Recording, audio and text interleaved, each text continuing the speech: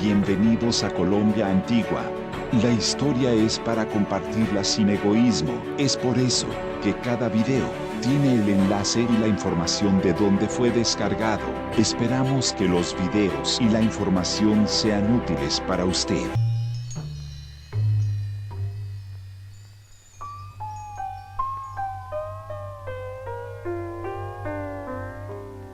Gold was sacred in the Indian cultures that flourished before the Europeans invaded South America. One legend tells of sacrificing precious stones and gold to a sacred lake.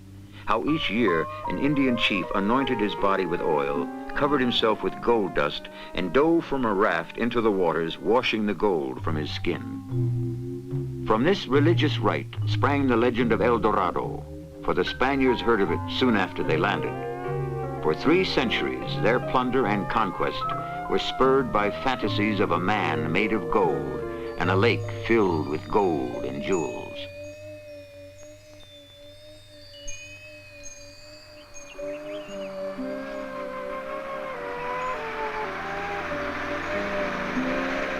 Today, in remote mountain regions of Colombia, Guillermo Cano seeks to unearth and preserve golden treasures of ancient Indian civilizations. As a boy, Cano saw his father and grandfather search for gold and other valuables that Indians buried with their dead, perhaps 1,000 years ago.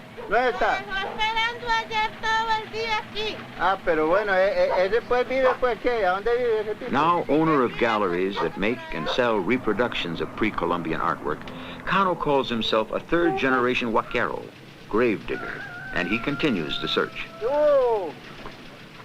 Every month, he drives through the mountains buying gold from newly discovered graves.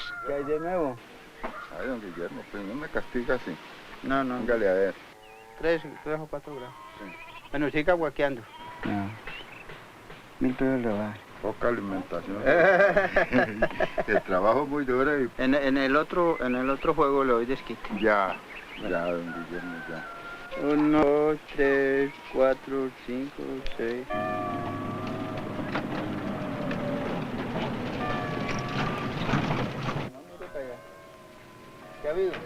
Many Guaqueros remember Cano's father, and their dealings reflect mutual warmth and respect. Cano says, more than friends, we are like brothers, people who are ready to do anything for each other. They deliver me whatever they have, trusting absolutely in me, and I do the same with them. ¿Cuándo viene Bernardo? Bernardo viene hoy. Sí. ¿Y Luis Alfonso?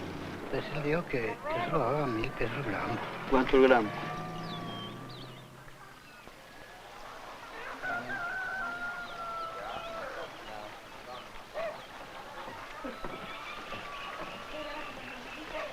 Most Guaqueros are farmers seeking extra income, to buy a car perhaps, or send a child to school.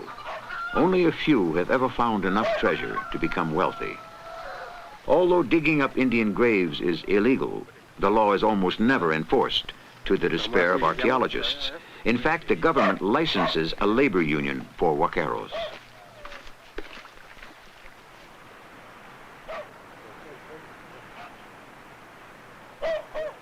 Experience and legend indicate the general area where graves might be found. Actual location is pinpointed by taking soil samples.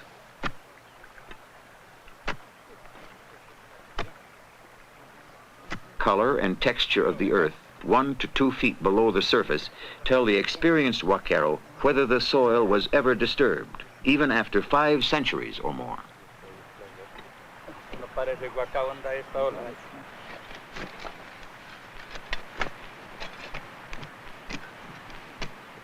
Although he never knows how far he'll have to dig, or what he might find, if anything, the Guaquero, according to Guillermo Cano, is spiritually very happy. He lives by hope. He's always searching for something new. He's a man of discovery, always seeking an unknown reality, which might be very beautiful, very valuable.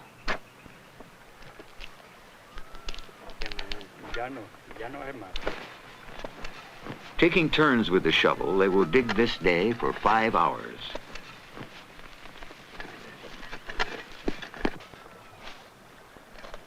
Oiga, ¿cómo traje el agua?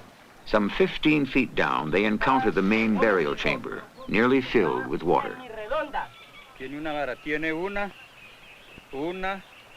dos, tres, y geme de agua. Cano is called.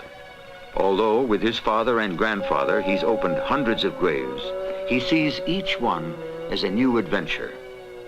Filled with emotion, he takes the first look at a site that's been hidden from human eyes for perhaps 1,000 years.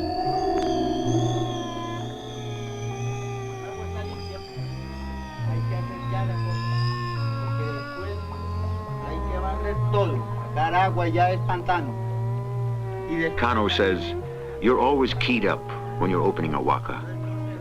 And after you see it, especially in such good condition, preserved by the water, there's a new surge of emotion, a greater passion in discovery. It's something undying. It's in your blood.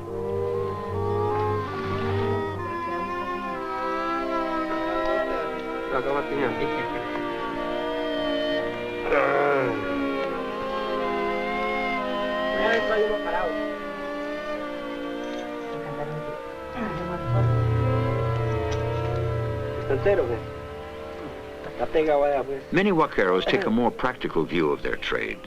For them, there is always the possibility of finding the grave of an Indian chief or priest, someone who would have been buried with large gold ornaments. One such piece could bring enough money to support a family for years.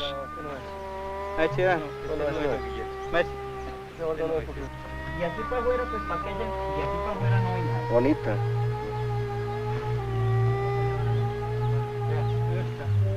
This is a frustrating day for Cano and the others. Along with a few clay pots, only 2 small pieces of gold will be found because water keeps pouring into the burial chamber. Sad and reluctant, they will fill in the hole and call it a day.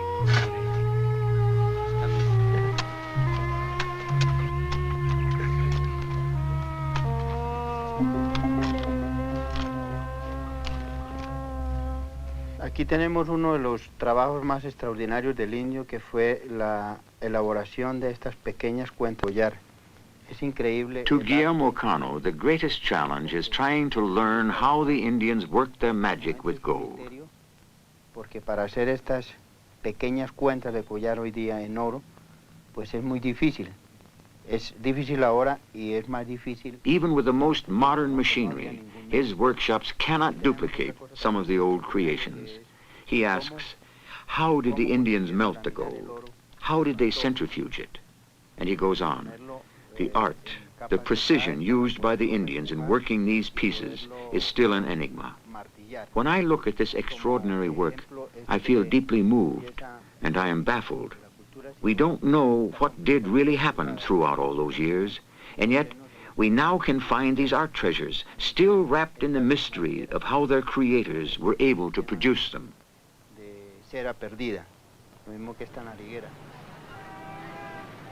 Over the years, Cano and his father have sold nearly 200 pounds of gold artwork to the Gold Museum in Bogota, where a proud nation displays the glories of the various Indian cultures that flourished before the Spanish invasion. Although the museum's collection seems vast, most of the Indian gold is gone. By 1550, more than 500,000 pounds had been shipped from the Americas to Spain.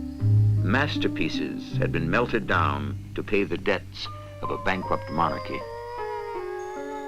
England's Ben Jonson wrote, "That for which all virtue now is sold, and almost every vice, almighty gold."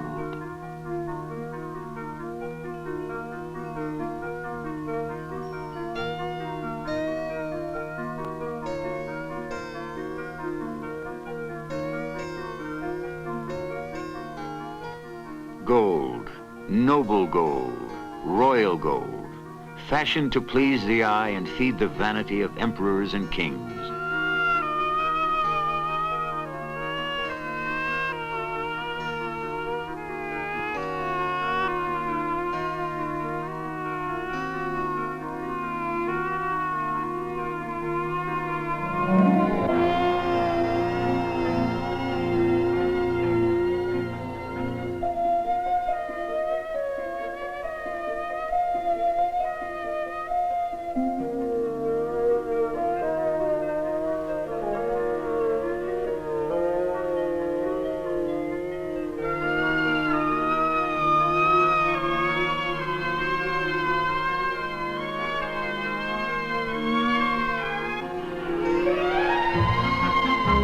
epitome of the goldsmith's art, Benvenuto Cellini's salt cellar, just 10 inches high, chiseled out of solid gold.